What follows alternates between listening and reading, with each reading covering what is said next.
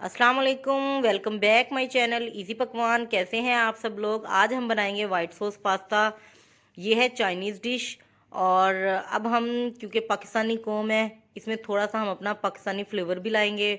इसको खिला खिला बनाएंगे। इसको बॉईल करने का तरीकाकार क्या है और वाइट सॉस पास्ता में ऐसी क्या क्या चीज़ें डालनी है, सारा तरीकाकार आप लोगों से शेयर करूंगी। तो वो लोग जो मेरे चैनल पर नए हैं, प्लीज़ मेरे चैनल को सब्सक्राइब कर लें। अगर आप लोग मुझे फेसबुक पर देख रहे हैं, टिकटॉक पर देख रहे हैं, तो प्लीज़ वीडियो को लाइक किया करें, पेज को फॉलो किया करें। ये देखिए माशाल्लाह ये खिला खिला बना है वाइट सॉस पास्ता। तो इसको हम कैसे बनाएंगे सारा शेयर करूंगी।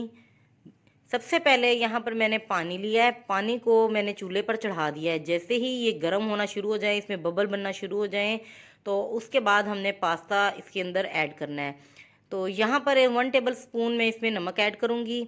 तो पास्ता उबालने के लिए सबसे पहले क्या होना चाहिए, इसमें हमने पानी में नमक ऐड करना है। कभी भी पास्ता जब भी बॉईल करें हम, या ये स्पैगेटी जब भी बॉईल करें, तो कोशिश किया करें कि जो पानी है वो गर्म हो। ठंडे पानी में कभी भी आप लोगों ने ऐड नहीं करना। यहाँ पर देखें, खुशखबरी की बात यह है कि पास्ता पैकेट में एक पास्ता मसाला भी निकला है, ये देखें। तो अब इसकी जो मेन चीज़ मैंने आप लोगों के साथ शेयर करनी है वो ये है कि अक्सर घरों में बड़े बर्तन नहीं होते, छोटे बर्तन होते हैं। तो बॉयल करने के लिए फीमेल क्या करती हैं, इसको तोड़ देती हैं। तो इसको कभी भी नहीं तोड़ना। जैसे ही ये पानी गर्म हो जाएगा, हमने ऐसे ही स्पैगेटी को लेना है और इस गर्म पानी में छोड़ देना है। जैसे ही ये बॉयल आना शुरू हो जाएगा, ये खुद ब खुद सॉफ्ट होती रहेंगी और इसके अंदर फैलना शुरू हो जाएंगी। मतलब ये खुद ब खुद ही कवर होना शुरू हो जाएंगी। अब बर्तन मेरे पास बड़ा भी था, लेकिन मैंने खुद से आप लोगों को दिखाने के लिए ये छोटा बर्तन लिया है, ताकि आप लोगों की समझ में आ सके। इसको तोड़ना नहीं होता।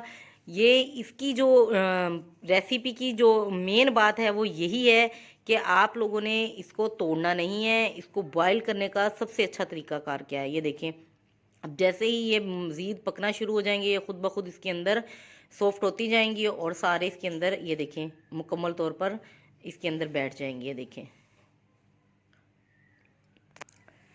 चलिए ये देखें माशाल्लाह। और अभी 2 मिनट के बाद आप लोग देखना, ये बिल्कुल ही इसके अंदर मुकम्मल तौर पे कम्प्लीटली ये इसके अंदर आ जाएंगी।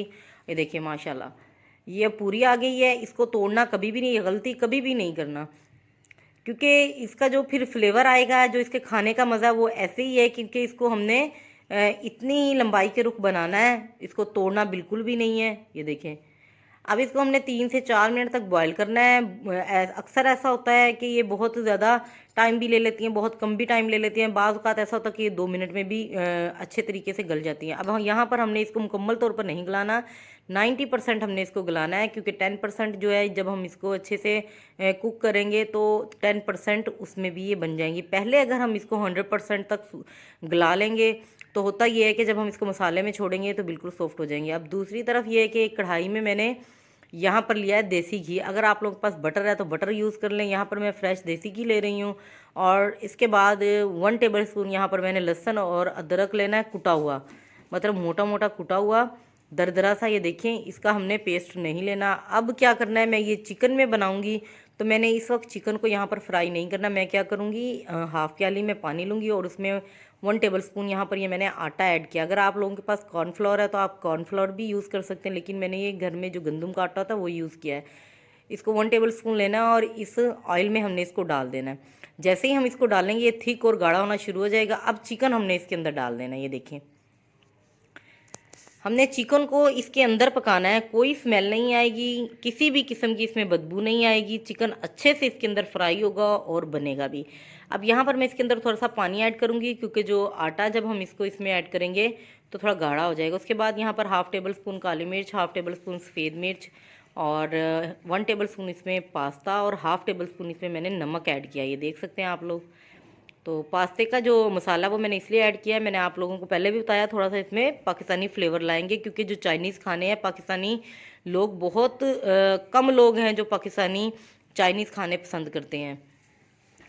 तो यहाँ पर थोड़ा सा हम इसमें पाकिस्तानी फ्लेवर लाएंगे और उसके बाद इसमें 2 टेबल स्पून के करीब मैं इसमें क्रीम ऐड करूँगी। यहाँ पर ये फ्रिज की रखी हुई जमी हुई क्रीम है।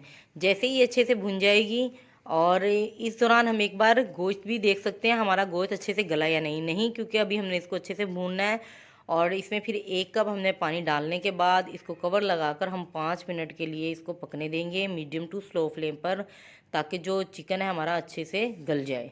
ये देखिए पानी डाल दिया अब इसमें, और अब इसको हमने कवर लगाकर छोड़ देना है। बहुत ज़्यादा हाई फ्लेम पर नहीं पकाना है इसको, स्लो से थोड़ी सी ज़्यादा फ्लेम पर हमने इसको पकाना है। ये देखिए यहाँ पर अब आप सूरत हाल देख सकते हैं, ऑयल इसका साइड पर हो गया है।